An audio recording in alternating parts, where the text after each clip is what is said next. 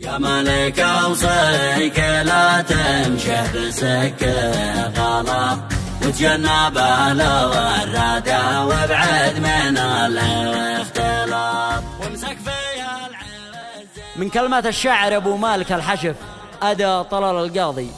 ابن الحاشف قوال فوق الحرف حطه والنقاط.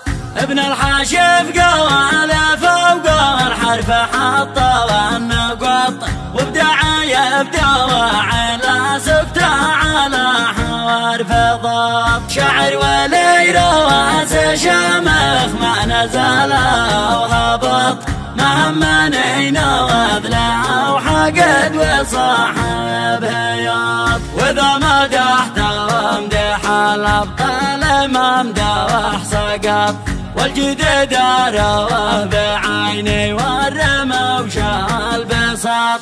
ما احنا من الليخة والناس لاجل والزلط او لاجل بعض المصالح سارع عكس الصراط. احنا نشامة وعلى الجودة عشنا فقط ومن تعدى ومسحنا فيه قاع البلاط. كم قلبنا بوح ومن بعد النباح وارتبط شديت الأحبال من حوله تقمط قمط وعد ينخط ذانا وقلت يجوع ولط أحكمت قيدي عليه هديت له الاحتباط. يا ملك أوصيك لا تمشه بسكه غلط وتجنب الوردة وابعد من الاختلاط وامسك في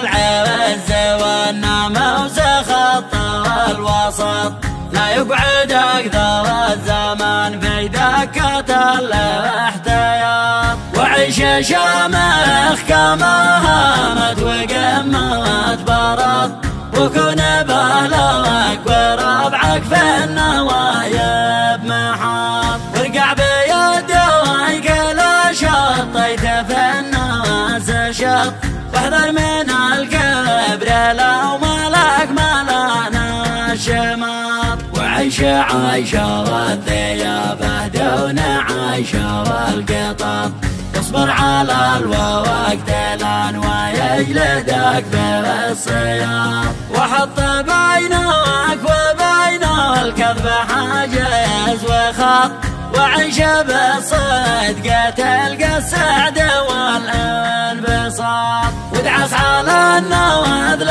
لا شفت اعتماده ونخط يكون من رواسق ومعه من اهله الهياط. ولا يغرك هجيج النذل مهما وابتعط فالنذل لا حول لقات يرب يفح واطفحط. وصيتي قلتها الليله وسقت والنمط فاعمل بها حين تكبر والزم الانضباط. والختم صليت على المختار